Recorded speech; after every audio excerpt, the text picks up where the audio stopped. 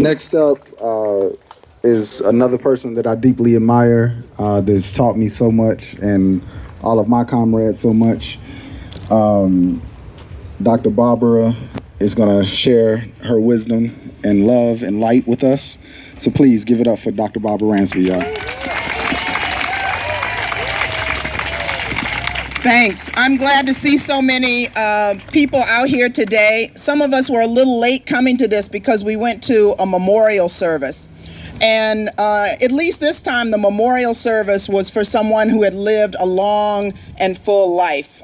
Josephine Wyatt, some of you may know her name. She was a comrade of Frank Chapman's in the National Alliance Against Racist and Political Repression. She was 95 years old. She lived a long, long life in struggle. Every day was getting up, figuring out how to fight back against this racist system. And so she died at peace. But unfortunately, we're burying way too many young people, right? Young people like Philando Castile, young people like Xavier Joy, many young people victims of police violence in this society. And mobilizations like this, responses like this, immediate responses to the racist verdict that came out of Minnesota is how we have to respond to this. And I want to say to you too, I'm a historian. That's what I do for a living. And I always think about the historical moment that we're in. So June 16th was, does anybody know what June 16th was, what the historic significance of June 16th is? Soweto Day. Soweto Day in 1976, the young people of Soweto Township under fascist apartheid South Africa rose up in that township and they decided to become ungovernable. They decided that the schools wouldn't meet, that commerce wouldn't occur, that the police were going to have trouble doing their job because they had had enough of that system. And their courage, their determination, their foresight, their just sheer will coming out of that uprising really was the beginning of the end of the racist apartheid system. Tomorrow is Juneteenth. Juneteenth is a day that formerly enslaved people in Texas celebrated the end of slavery. And there'll be Juneteenth actions that some of our young freedom fighters today will be leading tomorrow, and I urge all of you to support that. So it's appropriate that we're having this gathering between Soweto Day and Juneteenth to continue the practice, the process, the community building that is involved in struggle, right? The struggle, like Josephine Wyatt's life reminds us, is a continual process. You can't just do it every other day. You can't just do it when you're feeling good. You can't just do it when the weather is right. You have to get up every day figuring out how to fight back. Now, we have signs that say Black Lives Matter. I see t-shirts that say Black Lives Matter. But the instance in the case of Philando Castile reminds us that in this country, Black lives still do not matter. It is our statement of affirmation and determination that says they will matter, right? But the reality is that they don't matter, and they haven't mattered since slavery, since the time of chattel slavery, and we live in new forms of slavery today. But when those 12 confused jurors decided that Philando Castile's life did not matter, we know that Valerie Castile knows that his life mattered, and many of you saw the impassioned response of a mother. That mother's son's life mattered. The children in the school where Philando Castile worked knew that his life mattered, right? Diamond Reynolds knew that his life mattered. The thousands of people in the streets of St. Paul demanded and insisted and affirmed that his life mattered. And we here today say that the life of Philando Castile and all the Philando Castiles that racist police attempt to cut down, right, that their lives matter. And that's what, in part, this movement is about. But I want to say two more things, because saying that is not enough. That should be a given, right? That should be a given. It's really sad that we have to come and say in such a fundamental way that a young Black man's life mattered. There's two things I want to say in that regard, is that what do we mean when we say we want justice for Philando Castile? What do we mean when we say we want justice for Philando Castile? Putting one racist cop in jail is not going to prevent the future injustices that are coming down the pike.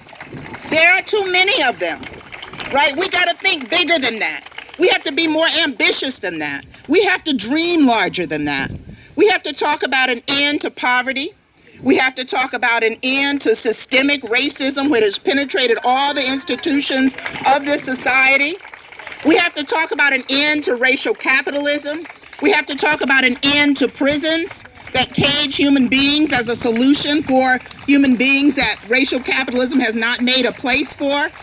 We have to talk about the fight for 15 as being only one small, minute drop in the bucket of economic justice, right? So we have to be very ambitious when we think of justice for Philando Castile and for all the Philando Castiles that we hold up in our hearts today. But the other thing I want to raise to this group is that I mentioned that name, Xavier Joy. Xavier Joy, as you know, is a young man not far from here who was killed as a result of street violence. And sometimes we don't know how to talk about that, right? We have to talk about state violence, cop violence, and we also have to talk about street violence because they are related. Because they are related. Because when you exist in a system that feeds off of violence and the devaluation of Black life and poor people's lives, you're going to see street violence. Right. When you live in a society that doesn't give people choices, that doesn't create jobs, that doesn't give people outlets, right, you are going to see street violence. And locking people up in cages is not a solution to that. And sending more cops into communities with bigger and more deadly guns and weapons is not the solution to that. Again, we have to think bigger, we have to dream bigger, and most importantly, we have to fight harder. And toward that end, I just want to say, as I look around this crowd, I see people who have been long distance fighters in the freedom struggle. I see G2 Brown, I see Bernadine Dorn. Frank Chapman is still here someplace. I never want to speak after him because he's always so inspiring. And then I see our young people who every day teach me what it means to fight, to be courageous, to show up. And that is where my confidence and my hope and my optimism is going forward. Aislinn called me up about this rally and demonstration. She said, "Do you think it's a good idea?" And I said, "Of course, it's a good idea." But she was just being polite. She was already planning and plotting and scheming, to make it happen. But that kind of gut instinct, that kind of response, that every time there is a blow and an attack, every time there is an injustice this gross and obvious, it has to be something in our gut that says we get up that morning and we figure out how to fight back. And fight back harder, fight back with greater determination, and bring more people along when we do. So thank you all for coming out. And I feel like the other message is that sometimes we feel, well, we're out here, it's not as many as it should be, maybe this is just a drop in the bucket. But one of the other things that we learn from history is that every struggle is a cumulative struggle, right? What do I mean by that? Every drop in the bucket is a part of filling that bucket. Every person at a demonstration is adding to that process of struggle. Every journey, begins with one step or whatever that cliche is. But every revolution also begins with 1 and 2 and 20 collective individuals. But we can't do it as individuals. We have to do it in organizations. We have to do it as collectives. We have to do it in disciplined commitment to one another. And that's what we should be reaffirming here today in memory of Philando Castile and in memory of Josephine Wyatt. So thank you for coming out. Thank you to BLM Shy and BYP 100 and Asada's Daughters and all the groups that are out here today. And thank you to my brother Kofi, who always shows up when there's a fight to fight. So thank you. Please give it up, y'all.